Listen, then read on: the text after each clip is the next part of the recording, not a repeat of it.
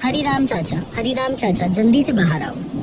क्या हुआ अर्जुन, तुम इतनी बारिश में यहाँ क्या करने आए? सब ठीक है ना? हरिराम चाचा जल्दी से अपना घर खाली कर दो, गांव में सैलाब आ गया है।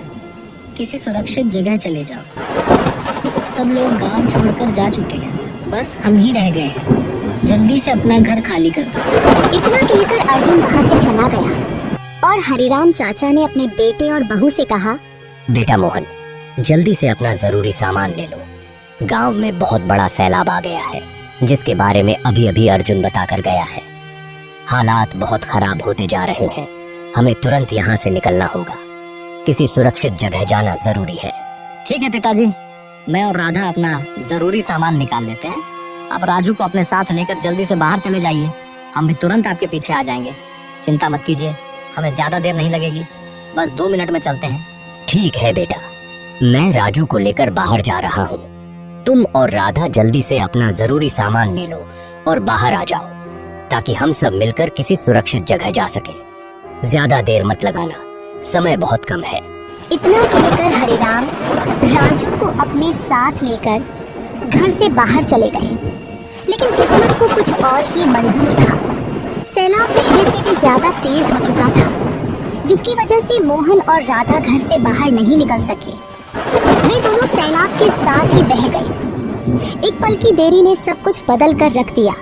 उधर हरिराम रोता हुआ बोला, हे भगवान, ये दिन देखने से पहले मैं मर क्यों नहीं गया? मेरी तो पूरी दुनिया ही उजड़ गई। अब मेरे पास सिर्फ मेरा पोता राजू ही बचा है। भगवान, उसकी रक्षा करना। सैलाब पहले से भी ज्यादा तेज हो रहा था। हरिराम अपने पोते राजू को लेकर वहां से चला गया और एक सुरक्षित जगह पर जाकर बैठ गया। वहां एक आदमी आया।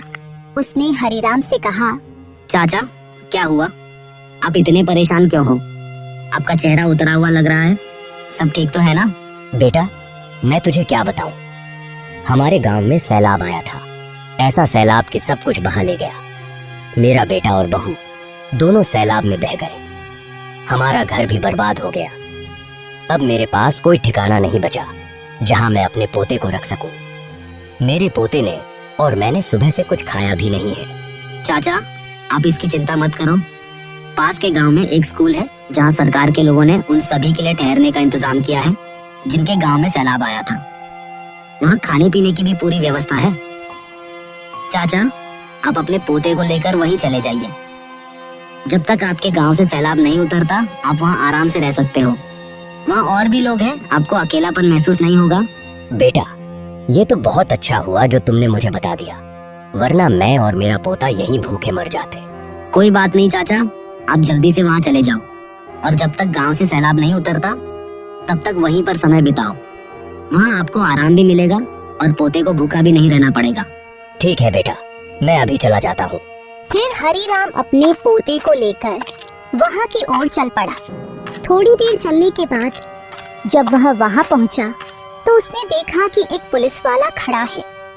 पहले तो हरिराम डर गया, लेकिन फिर हिम्मत करके उसने पुलिस वाले से कहा, बेटा, ये वही स्कूल है जहाँ वे लोग रह रहे हैं जिनके गांव में सैलाब आया था।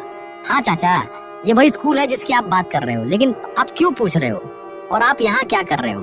बेटा, हमारे गांव में भी सैलाब आया था, जिसकी वजह से हमारा पूरा गांव सैलाब के साथ बह गया। मुझे ये पता चला था कि जिन लोगों के गांव में सैलाब आया है, सरकार ने उनके लिए इस स्कूल में जगह दी है, इसलिए मैं यहाँ आया हूँ। हाँ चाचा, आप बिल्कुल सही जगह पर आए हैं।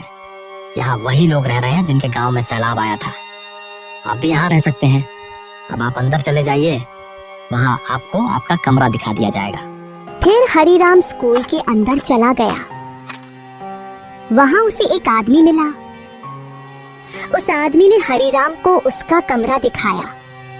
हरिराम अपने कमरे में चला गया और फिर उसने उस आदमी से कहा, बेटा, मेरी बात सुनो। जी चाचा बोलिए। बेटा, मैंने और मेरे पोते ने सुबह से कुछ भी नहीं खाया है। अगर कुछ खाने को हो तो हमारे लिए ले आओ, हमें बहुत भूख लगी है। चाचा आप चिंता मत कीजिए, मैं अभी खाने के लिए कुछ ले आता हूँ। सरकार ने सब कुछ आप लोगों के लिए ही दिया है। अगर आप नहीं खाएंगे तो फिर कौन खाएगा? फिर वह आदमी वहां से चला गया और कुछ समय बाद खाना लेकर वापस आया। उसने वह खाना हरिराम को दे दिया और वहां से चला गया। फिर हरिराम और उसके पोते ने पेट भरकर खाना खाया। खाना खाने के बाद हरिराम के पोते ने हरिराम से कहा, दादाजी मम्मी और पापा कब तक आएंगे? कितना समय हो गया है, वो अभी तक क्यों नहीं आए? राजू की बात सुनकर हरिराम की आंखों में आंसू आ गए। फिर वह नरम आवाज में बोला, बेटा राजू, अब तेरी माँ और पिताजी यहाँ नहीं आएंगे। वो अब भगवान के पास चले गए हैं और अब वहीं रहेंगे। तू चिंता मत कर, मैं तो तेरे साथ हूँ ना। दादाजी, क्या माँ और पिताजी हमें छोड़कर चले गए हैं? नहीं राजू बेटा, वो हमें छोड़कर नहीं गए, बल्कि भगवान ने उन्हें अपने पास खुद बुला लिया है। इसीलिए वो अब यहाँ नहीं आ सकते, क्योंकि भगवान ने उन्हें अपने पास ही रख लिया है। जिन्हें भगवान अपने पास बुला लेते हैं वो दोबारा इस दुनिया में नहीं आ सकते। काफी देर तक हरिराम और उसके पोते ने बातें की। बातें करने के बाद वहीं पर दोनों ने रात बिताई। सुबह होते ही हरिराम अपने कमरे से बाहर निकला तो उसने देखा कि वहां कई लोग जमा थे। वो उनके पास गया और उनसे बातें करने लगा। उनमें से एक आदमी ने कहा, चाचा, आप कौन से गांव के हो? और मैंने आपको कल आते हुए देखा था। आपके साथ सिर्फ एक छोटा सा बच्चा था। आपका बाकी परिवार कहाँ है? वो यहाँ क्यों नहीं आए? मेरे परिवार में मेरा एक बेटा, बहू और एक पोता था। जब सैलाब आया तो वह बहुत तेज था। मैं और मेरा पोता तो बच गए, लेकिन मेरा बेटा और बहू सैलाब अपने साथ बहा कर ले गया। अब मैं और मेरा पोता ही बच सके हैं। चाचा, आपकी बात सुनकर दिल को बहुत दुख हुआ। आपका जवान बेटा भगवान को प्यारा हो गया। भगवान आपको सब्र दे और आपके बेटे बहू की आत्मा को शांति दे। हम सब आपके साथ हैं, आप अकेले नहीं हैं। कुछ समय उन्होंने बातें की और फिर हरिराम वापस अपने कमरे में चला गया। समय ऐसे ही बीतता गया। एक दिन पुलिस वाले ने उन सबको बाहर बुलाया और उनसे कहा, हमने आप सभी लोगों के गांव के बारे में जानकारी ली है। आप सभी के गांव में अब सैलाब पूरी तरह से खत्म हो चुका है। अब आप सभी लोग अपने गांव वापस जा सकते हैं। आपको सरकार की तरफ से पैसे भी मिलेंगे, जिससे आप सभी लोग अपना नया घर बनाकर वहां रह सकेंगे। बेटा, यह तो ठीक है कि हम अपने घर वापस चले जाएंगे, लेकिन वो पैसे हमें कब मिलेंगे जिनके बारे में तुम कह रहे हो? क्योंकि अभी हमारे पास कुछ भी नहीं बचा है जिससे हम अपना घर दोबारा बना सके। चाचा, आप सब लोग इस बात की चिंता मत कीजिए। आप सभी को आज ही पैसे मिलेंगे। जब आप यहाँ से जाएंगे तो मैं आपको पैसे देकर ही रवाना करूंगा, ताकि आप सब लोग अपना नया घर बना सकें। पुलिस वाले से पैसे लेने के बाद सब लोग अपने अपने गांव वापस चले गए और वहां जाकर अपना नया घर बना लिया। और हरिराम चाचा भी पहले की तरह अपनी जिंदगी जीने लगे। वो खेती बाड़ी करके अपना घर चलाते थे। एक दिन वो एक बरगद का छोटा सा पेड़ घर ले आए और उसे अपने घर के सामने लगा दिया। और राजू ने हरिराम से कहा, दादाजी, आप इस बरगद के पेड़ को घर के सामने क्यों लगा रहे हो? राजू बेटे, ये बरगद का पेड़ जब बड़ा हो जाएगा तो हमें सहारा देगा, इसलिए मैं इसे अपने घर के सामने लगा रहा हूँ। दादाजी, ये पेड़ हमें कैसा सहारा देगा जिसकी आप बात कर रहे हो? भला पेड़ हमें कैसे सहारा दे सकता है? बेटा, हर 2-3 साल बाद जब बारिश बहुत ज्यादा होती है तो हमारे गांव में बहुत बड़ा सैलाब आता है, जिससे बहुत नुकसान होता है। इसीलिए मैं इस बरगद के पेड़ को अपने घर के सामने लगा रहा हूँ। जब यह बरगद का पेड़ बड़ा हो जाएगा तो मैं इसके ऊपर एक छोटी सी झोपड़ी बनाऊंगा, और जब सैलाब आएगा तो हम वहीं अपना समय बिताएंगे और हमारा कोई नुकसान नहीं होगा। ठीक है दादाजी, लेकिन क्या ये पेड़ हमें सच में सहारा देगा? हाँ बेटा, ये हमें जरूर सहारा देगा जब ये बड़ा हो जाएगा। हरिराम और उसके पोते ने थोड़ी देर बातें की, फिर वे दोनों वापस घर चले गए। जब गांव के लोगों को पता चला कि हरिराम अपने घर के सामने एक बरगद का पेड़ लगा रहा है जो उसे आने वाले समय में सहारा देगा, तो उनमें से कई लोग आपस में बातें करने लगे। हरिराम काका का अपने बेटे और बहू की मौत के बाद दिमाग बिल्कुल खराब हो गया है, जो वो ऐसे काम कर रहा है। भला बरगद का पेड़ उसकी आने वाले समय में कैसे रक्षा कर सकता है? हाँ भाई राहुल, तुमने सही कहा। मुझे भी अब यही लग रहा है कि हरिराम काका का दिमाग खराब हो गया है। मुझे तो लगता है कि हरिराम काका को अब किसी डॉक्टर की जरूरत है, जो वो ऐसे पूठे सीधे काम कर रहा है। भगवान उसका भला करे। मुझे तो लगता है कि उसी सदमे ने हरि काका का दिमाग खराब कर दिया है। मुझे भी यही लगता है कि हरिराम काका को डॉक्टर की जरूरत है, न कि बरगद के पेड़ की, जो आने वाले समय में उसे सहारा देगा। गांव वाले लोग आपस में बातें करने लगे, लेकिन हरिराम को उन लोगों की बातों से कोई फर्क नहीं पड़ा। वो रोज अपना काम करता और लौटने पर उस पेड़ को पानी देता। लेकिन गांव में कुछ लोग ऐसे भी थे जो हरिराम के इस काम से सहमत थे। वे लोग भी हरिराम की तरह अपने घरों के सामने बरगद का पेड़ लगाना चाहते थे। वे हरिराम के पास आए और बोले, हरिराम, हमें भी बताओ कि तुम यह बरगद का पेड़ अपने घर के सामने क्यों लगा रहे हो, और यह आने वाले समय में हमारी कैसे मदद करेगा और हमें सहारा कैसे देगा। मैं यह बरगद का पेड़ इसलिए लगा रहा हूँ क्योंकि हमारे गांव में हर 2-3 साल में एक बड़ा सैलाब आता है, जिससे हमें बहुत नुकसान होता है। लेकिन इस बार जब भी सैलाब आएगा तो मैं अपना समय इसी पेड़ पर बिताऊंगा। मैं इस पेड़ पर एक छोटी सी झोपड़ी बना लूंगा ताकि मेरी और मेरे घर की रक्षा हो सके। हरिराम की बात से सभी लोग बहुत सहमत हुए। फिर उन्होंने हरिराम से कहा, हरिराम काका, आपने हमें आज एक बहुत बड़ी बात समझाई। हम भी आपकी तरह अपने घरों के सामने बरगद का पेड़ लगाएंगे ताकि हम भी आने वाले समय के लिए तैयार रहें। फिर अगले दिन से उन सभी लोगों ने अपने घर के सामने बरगद का पेड़ लगाना शुरू कर दिया। कुछ समय ऐसे ही बीतता गया। बरगद के पेड़ बड़े हो गए। फिर हरिराम जंगल में लकड़ियां काटने के लिए गया। वह लकड़ियां काट कर वापस आया तो गांव के एक आदमी ने हरिराम से कहा, चाचा, मैं आपको कई दिनों से देख रहा हूँ। आप रोज खेत में काम करने के बाद जंगल में जाते हो और लकड़ियां काट कर यहाँ लाते हो। आप कितने दिनों से यहाँ लकड़ियां इकट्ठा कर रहे हो? आप इतनी ज्यादा लकड़ियों का क्या करोगे? बेटा, तुम्हें तो पता ही है कि मैंने अपने घर के सामने बरगद का पेड़ क्यों लगाया है, और ये जो लकड़ियां मैं इकट्ठा कर रहा हूँ, इन्हीं लकड़ियों से मैं बरगद के पेड़ के ऊपर अपने लिए झोपड़ी बनाऊंगा। चाचा, ये तो बहुत अच्छा हुआ कि आपने मुझे बता दिया। अब मैं भी वैसा ही करूंगा। जैसे मैंने पहले आपको देखकर अपने घर के सामने बरगद का पेड़ लगाया था, वैसे ही अब मैं भी लकड़ियां इकट्ठा करके झोपड़ी बनाऊंगा। और मैं गांव के सब लोगों को भी बता दूंगा ताकि वे भी आपकी तरह लकड़ियां इकट्ठा करके अपनी झोपड़ियां बना लें, ताकि जब गांव में फिर से तेज बाढ़ आए तो वे वहां रह सके। ठीक है अर्जुन बेटा, तुम सबको बता दो। फिर अर्जुन वहां से चला गया और उसने सभी गांव वालों को बता दिया। सभी गांव वालों ने वैसा ही किया जैसा अर्जुन ने उन्हें बताया था। थोड़े ही समय में सबने अपनी झोपड़ियां पूरी तरह से तैयार कर ली और अब वे निश्चिंत थे कि अगली बार जब भी बाढ़ आएगी वे और उनके परिवार सुरक्षित रहेंगे। कुछ ही समय बाद वैसा ही हुआ जैसा हरिराम ने सोचा था। काले बादल पूरे गांव पर छा गए। बारिश बहुत तेजी से होने लगी। हरिराम ने अपने पोते से कहा, बेटा, वो वक्त आ गया है जिसके लिए हमने ये सारी तैयारी की थी। घबराना मत, अपनी झोपड़ी में चलो, यहाँ हम सुरक्षित रहेंगे। भगवान ने अगर हमें पहले बचाया है तो आगे भी हमारी रक्षा करेगा। हाँ दादाजी, आपने सही कहा। अब हम अपने पेड़ के ऊपर जो झोपड़ी है वहाँ चलेंगे और जब तक सैलाब पूरी तरह से खत्म नहीं हो जाता हम वहीं पर अपना समय बिताएंगे। हाँ राजू, तुम अब जल्दी से जरूरी सामान ले लो और खाने पीने का सामान भी साथ ले लो।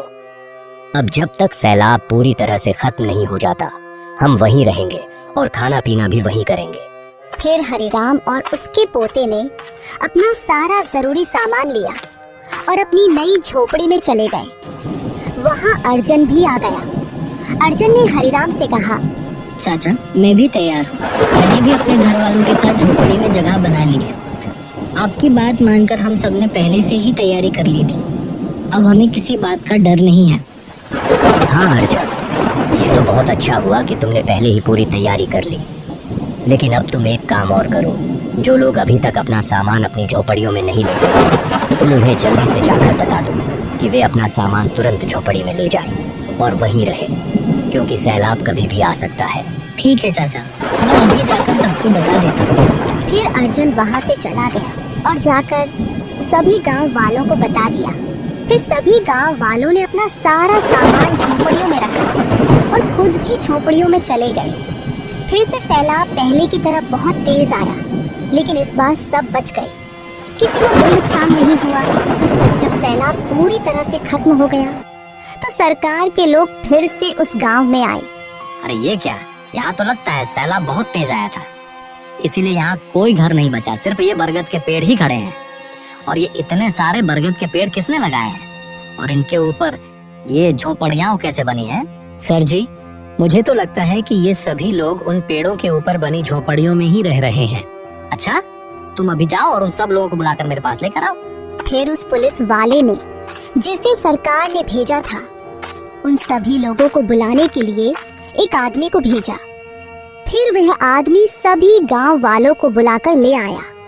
इसके बाद पुलिस वाले ने उन सभी गांव वालों से कहा, चाचा, क्या आप वही लोग हैं ना जो पिछली बार स्कूल में रह रहे थे, जहाँ सरकार ने रहने के लिए जगह दी थी? हाँ बेटा, हम वही लोग हैं जो पिछली बार उस स्कूल में रह रहे थे। आप सब ने जो समझदारी और पहले से तैयारी की, वो सच में बहुत सराहनीय है। अगर आप ऐसा नहीं करते तो शायद ये सैलाब बहुत नुकसान करता। हम आप लोगों की समझदारी से सीख सकते हैं कि प्राकृतिक आपदाओं से कैसे निपटना चाहिए। सरकार आपकी मदद जरूर करेगी। आपका बहुत धन्यवाद बेटा, जो आप इस बार फिर हमारी मदद करने के लिए यहाँ आ गए। चाचा, इसमें धन्यवाद की कोई बात नहीं है, ये तो हमारा फर्ज है कि हम आपकी मदद करें। फिर उस पुलिस वाले ने एक बार फिर से उन सभी गांव वालों की मदद की और उन्हें पैसे दिए ताकि वे अपना घर फिर से चला सके। इसके बाद वह वहां से चला गया। सभी गांव वाले पहले की तरह हंसी खुशी रहने लगे। फिर एक दिन गांव का ही एक मछुआरा हरिराम के पास आया और उसने हरिराम से कहा, चाचा, मैं एक मछुआरा हूँ। मैं रोज मछलियाँ पकड़कर बाजार में बेचता हूँ और इसी से मेरा गुजारा होता है। लेकिन गांव में सैलाब, बाढ़ आने की वजह से मैं यहाँ मछलियाँ नहीं पकड़ सका, इसलिए मैं गांव के पीछे की ओर चला गया ताकि वहाँ कोशिश कर सकूं। वहाँ जाकर मैंने देखा कि एक जमींदार रहता है जिसने मछलियों का एक फार्म बना रखा है। जब भी वहाँ सैलाब का पानी आता है, वह जमींदार उस पानी को रोकने की बजाय हमारे गांव की ओर मोड़ देता है, जिससे हमारा गांव डूब जाता है। वरना आमतौर पर वह पानी अपने असली रास्ते की ओर ही बह जाता है। मछुआरे की बात सुनकर हरिराम गुस्से से बोला, क्या तुम सच कह रहे हो जो तुमने अभी कहा है? हाँ चाचा, मैं बिल्कुल सच कह रहा हूँ। वो जमींदार अपनी मछलियों का फार्म बचाने के लिए पानी का रुख हमारी तरफ मोड़ देता है, जिससे हमारा पूरा गांव डूब जाता है। फिर हरिराम ने गांव के 3-4 लोगों को अपने साथ लिया और गांव के पीछे की ओर चल पड़ा। जब वह उस जमींदार की हवेली के पास पहुंचा, तो उसने उसे आवाज देकर बुलाया, जमींदार, जल्दी से बाहर आओ, हमें तुमसे बात करनी है। जमींदार गुस्से से बाहर आया और उसने कहा, तुम सब लोग कौन हो और यहाँ क्या करने आए हो? हम सब मंगलपुर गांव से हैं, जो तुम्हारी हवेली के सामने है। तुम्हारी वजह से हमारे गांव में बार बार बाढ़ आ जाती है। तुम अपनी मछलियों का फार्म बचाने के लिए पानी का रुख हमारी तरफ मोड़ देते हो, जिससे हमें बहुत नुकसान होता है। तुम्हारे लिए यही अच्छा होगा कि अब दोबारा ऐसा मत करना, क्योंकि पहले ही तुम्हारी वजह से हमें बहुत नुकसान हो चुका है। नहीं, मैं बिल्कुल भी ऐसा नहीं करूंगा जैसा तुम कह रहे हो। अगर मैंने पानी का रुख तुम्हारे गांव की तरफ नहीं मोड़ा तो मेरी सारी मछलियों का फार्म बर्बाद हो जाएगा। मैं अपनी मेहनत को बर्बाद नहीं होने दूंगा, इसलिए मैं ऐसा हर बार करता रहूंगा। अगर तुमने ये हरकत बंद नहीं की तो हम तुम्हारे खिलाफ पुलिस में शिकायत करेंगे। तुम पर सख्त कार्रवाई की जाएगी, इसलिए तुम्हारे लिए यही बेहतर होगा कि तुम खुद ही ये काम छोड़ दो। नहीं, मैं ऐसा बिल्कुल नहीं करूंगा। तुमसे जो हो सकता है कर लो, लेकिन मैं वही करूंगा जो पहले करता आया हूँ। फिर वे सब लोग वहाँ से वापस चले गए। उस जमींदार ने उनकी कोई बात नहीं मानी। फिर गांव लौटकर वे आपस में बातें करने लगे। फिर अर्जुन ने हरिराम से कहा, चाचा, अगर वो जमींदार हमारी बात नहीं मान रहा है तो हमें ये बात सीधे तहसीलदार या पुलिस अफसर को बतानी चाहिए। वो जरूर कुछ न कुछ करेंगे। हाँ बेटा अर्जुन, तुमने बिल्कुल सही कहा। हम अभी पुलिस स्टेशन चलते हैं और जाकर उसकी शिकायत करते हैं। हो सकता है कि पुलिस वाले इस समस्या को सुलझा दें। फिर वे सब लोग पुलिस स्टेशन की ओर चल पड़े। थोड़ी ही देर में वे पुलिस स्टेशन पहुंच गए। वहां जाकर उन्होंने इंस्पेक्टर से कहा, सर, हमारे गांव के साथ बहुत बड़ा धोखा हो रहा है। हर 2-3 साल में हमारे गांव में बहुत भयंकर सैलाब आता है, जिससे हमें भारी नुकसान होता है। लेकिन सैलाब की सबसे बड़ी वजह यह है कि हमारे गांव के पीछे एक जमींदार रहता है, जिसने मछलियों का फार्म बना रखा है। जब पानी ज्यादा होता है तो वह जानबूझकर पानी का रुख हमारे गांव की ओर मोड़ देता है, जिससे हमारे गांव में सैलाब आ जाता है। हम आपसे निवेदन करते हैं कि उस जमींदार के फार्म के खिलाफ कार्रवाई की जाए और उसे बंद करवाया जाए, ताकि भविष्य में हमारे गांव को सैलाब के खतरे से बचाया जा सके। तुम सब लोग चिंता मत करो, मैं उसके खिलाफ कार्रवाई करूंगा। अब तुम सब लोग वापस अपने गांव लौट जाओ। फिर वे सब लोग वापस अपने गांव चले गए। ऐसे ही 4-5 दिन बीत गए, लेकिन उस पुलिस वाले ने कुछ भी नहीं किया। अगले दिन फिर सब लोग इकट्ठा हुए और हरिराम ने उनसे कहा, उस पुलिस वाले ने हमारी कोई मदद नहीं की। मुझे तो पहले ही शक था, जब जमींदार ने हमसे कहा था, तुम जहां मर्जी चले जाओ, मैं ऐसा ही करता रहूंगा। इसका मतलब साफ है कि उसने पहले ही पुलिस वाले को घूस दे दी थी। इसलिए मुझे नहीं लगता कि वो हमारी कोई मदद करेगा। हमें उस पुलिस वाले के पास जाना चाहिए जिसे सरकार ने हमारे गांव में भेजा था। मुझे उम्मीद है कि वह जरूर हमारी मदद करेगा। हाँ हरिराम चाचा, आपने बिल्कुल सही कहा। हमें अब उसी पुलिस वाले के पास जाना चाहिए। वह एक ईमानदार और अच्छा इंसान है। उसने पहले भी हमारी बहुत मदद की थी और मुझे पूरा यकीन है कि अब भी वह जरूर हमारी मदद करेगा।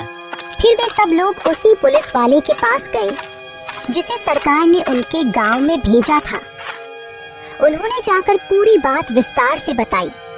पुलिस वाले ने ध्यान से बात सुनी और गंभीरता से कहा, आप लोग बिल्कुल चिंता मत कीजिए, मैं खुद जाकर इस मामले की जांच करूंगा।